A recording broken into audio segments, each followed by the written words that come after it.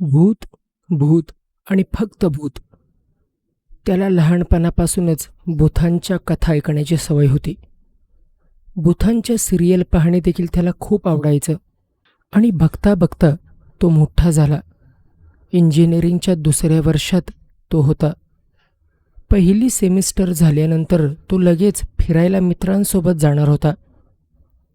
तसं ठिकाण नक्की नव्हतं, पण फिरायला जायचं हे नक्की होतं. परीक्षा संपल्यावर सांगली जिल्ह्यामध्ये माळशेर गावात फिरण्याचं त्यांचं ठरलं. गाव तसं छान होतं. लोकसंख्या देखील खूप कमी होती. गाव निसर्गाने नटलेलं होतं. समीर मित्रांसोबत निघाला. आईवडिलांच्या पाया पडून तो घरातून निघाला. सोबत गणपतीची मूर्ती घेऊन मित्रांसोबत पहिल्यांदा इतक्या लांब निघाला म्हणून त्याच्या आईला त्याची काळजी वाटत होती. जाता जाता आईला टाटा करून तो गेला. समीर मित्रांसोबत एका प्रायव्हेट गाडीने निघाला. सर्व खर्च मित्रांनी आपापसात वाटून घेतला होता. गाडी सकाळी 10 वाजता निघाल्यानंतर गावात पोहोचायला 4-5 वाजले. गावात गेल्यावर त्या सर्वांना एक विचित्र गोष्ट दिसली. संध्याकाळी 6 वाजता दुकाने बंद करून सर्व लोक आपापल्या घरी जात होते. समीरच्या मित्रांना काहीतरी खटकलं. तिथल्या एका सायकलवरून येणाऱ्या व्यक्तीला त्यांनी विचारलं की काका, ही दुकानं इतक्या लवकर बंद का? काका म्हणाले, अरे आज 10 डिसेंबर आहे.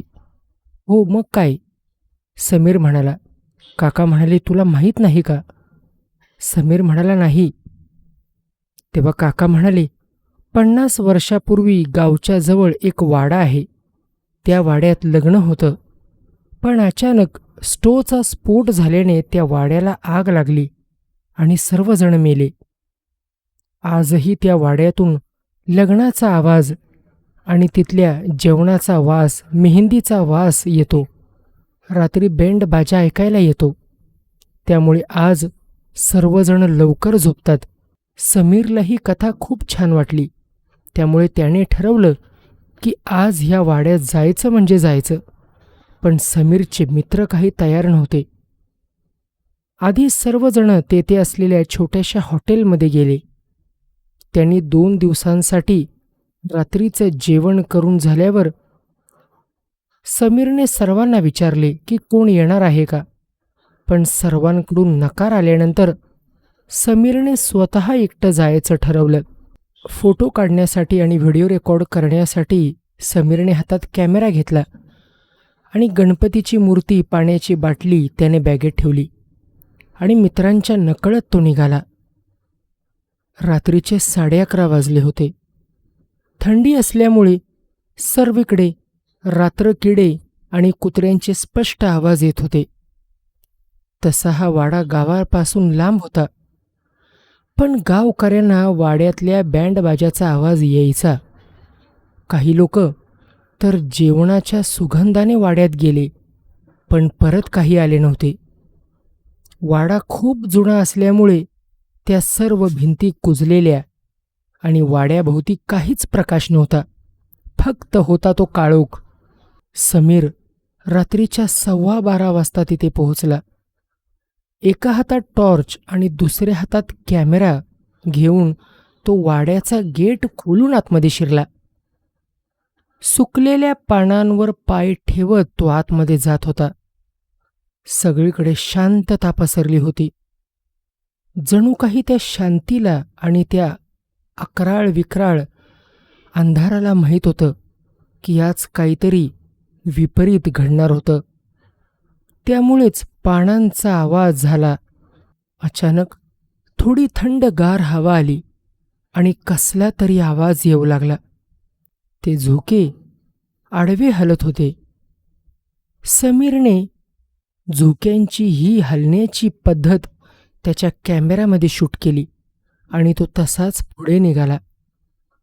दरवाजा अर्धा उघडा होता, पण समीरने दरवाजाला हात लावल्याबरोबर तो दरवाजा वाड्याच्या आतल्या बाजूला पडला. इतक्यात समीरच्या समोरून एक काळं बकरं समोरून गेलं आणि उजव्या बाजूला तेच बकरं होतं जे समीरने गावात जेव्हा आला तेव्हा त्याने ते पाहिलं होतं. समीर आता वाड्याच्या आत आला होता. तो डाव्या साईडला गेला आणि हातातल्या कॅमेऱ्याने शूट करू लागला. अचानक 2-3 लहान मुलांच्या हसण्याचा आवाज आला. तो पुढे गेला इतक्यात एक लहान मूल त्याच्या पाठीमागून धावत गेले. त्याने मागे वळून पाहिलं तर कोणीही नव्हतं. तिथे खूप मोठा झुंबर होता आणि वरती काही रूम होते. वर जाण्यासाठी शिड्या होत्या. समीर आता जिने चढून वर जात होता. ते बघून समीरला खूप भीती वाटली. बकरी त्याच्या जवळून येणार इतक्यात ते गायब झालं आणि ते त्याच्या कॅमेऱ्यात शूट झालं होतं. हळूहळू तो वर चढत होता. त्याच्या हातातला कॅमेरा तसाच चालू होता. अचानक एका मुलीच्या हसण्याच्या आवाजाने त्याचा कॅमेरा खाली पडला, पण त्याने तो अलगद झेलला. काहीही झालं तरी भूताला पाहिल्याशिवाय आज मी काही जाणार नाही, असं समीरने मनोमन ठरवलं होतं. वर गेल्यानंतर तिथे 2 रूम होते. त्या रूममध्ये लग्नाच्या सर्व वस्तू होत्या. समीर आत गेला. तो सर्व रेकॉर्ड करत बॅग खाली ठेवून जळालेल्या सर्व वस्तू पाहत होता. अचानक त्याला गरम जिलेबीचा वास आला. ते पाहण्यासाठी त्याने खिडकीतून बॅटरी चालू केली आणि त्याचं लक्ष गेलं तर खाली आचारी जिलेबी बनवत होते. हे असं कसं घडू शकतं? समीरने या अगोदर असं कधी पाहिलं नव्हतं. सगळं जेवण तेही बिना लाईटीचं. हा एक धोक्याचा इशारा होता आणि समीरला तेथून लगेच निघायला हवं होतं. भूत पाहिल्यावर तो घाबरला तर होता. आता त्याला जायचं होतं ते रूमच्या बाहेर, पण बाहेर येताना तो बॅग आतच विसरला होता. तो रूमच्या बाहेर आल्यावर त्याने जे पाहिलं ते भयानक होतं. ज्या शिड्यांवरून चढून तो आत आला होता त्या शिड्या तिथे नव्हत्याच. फक्त एका भिंतीवर एक रूम होती आणि खाली कसं जाणार हेच त्याला कळत नव्हतं. रूमचा दरवाजा बंद केलेला आणि अचानक आपोआप तो दरवाजा आता खुला झाला. पिवळा शालू घातलेली एक मुलगी त्यातून बाहेर आली. ती मुलगी हळूहळू समीरच्या दिशेने जवळ येत होती. तिने समीरला खाली ढकलून दिले. तो इतक्या उंचीवरून पडल्याने त्याचा एक पाय फ्रॅक्चर झाला. त्याला नीट उठता देखील येत नव्हते. त्याला पाणी पिण्याची तहान लागली होती, पण बॅग तर वर होती आणि आता तो वर कसा जाणार? गणपतीची मूर्ती देखील आत राहिली होती. समोरून त्याच्या एका अर्धी जळालेली बाई त्याला येताना दिसली. ती दिसायला खूपच भयानक होती आणि हे पाहताच तो खूप घाबरला. देवाचं नाव घेत तो बाहेर पडण्याचं बघत होता, पण असं होत नव्हतं. तो जेवढा पुढे जायचा तितक्याच मागे यायचा. आता हळूहळू घरातली जळालेली सगळी माणसं त्याच्या समोर येत होती. हे इतकं रूप भयानक असेल असं त्याला कधीच वाटलं नव्हतं. तो हळूहळू सरकत बाहेर आला आणि ती माणसे त्याच्या मागे गायब होऊन त्याच्या समोर येत होती.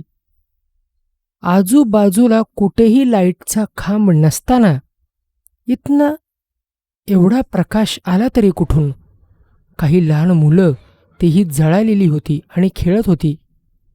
या भुताटकीत आता आपला जीव जाईल असं त्याला वाटलं होतं. ती माणसे हल्ला करणार हे पाहताच त्याने डोळे मिटले आणि सकाळी जेव्हा जाग आली तेव्हा सकाळचे 7 वाजले होते. तो वाड्याच्या बाहेर आला होता. आपण कसे वाचलो हे त्याला माहीत नव्हतं, पण मृत्यूच्या दारात जाऊन आपण बाहेर आलो हा एक चमत्कार होता आणि थोड्या वेळाने त्याचे मित्र त्याला शोधत शोधत त्याला न्यायला आले आणि घरी घेऊन गेले. त्याच दिवशी तो आपल्या घरी गेला आणि आई वडिलांना त्यांनी ही गोष्ट सांगितली. त्यांना पण आश्चर्य वाटलं की एवढ्या संकटातून हा बाहेर कसा आला. पण एक गोष्ट खरी होती की समीरने भूत बघून मी घरी येणारच असं त्याने भूत निघायच्या आधी निश्चय केला होता. आणि त्याची विल पॉवर इतकी स्ट्रॉंग होती की वाईट शक्ती देखील त्याचं काही वाकडं करू शकल्या नाहीत. आणि हाच निसर्गाचा नियम आहे. मित्रांनो, आजची कथा तुम्हाला कशी वाटली मला कमेंटच्या माध्यमातून तुम्ही सांगा. अशाच थरारक कथा ऐकण्यासाठी आपल्या चॅनलला अवश्य सबस्क्राईब करा. पुढील कथेमध्ये आपण पुन्हा एकदा भेटू. तोपर्यंत बाय बाय, टेक केअर.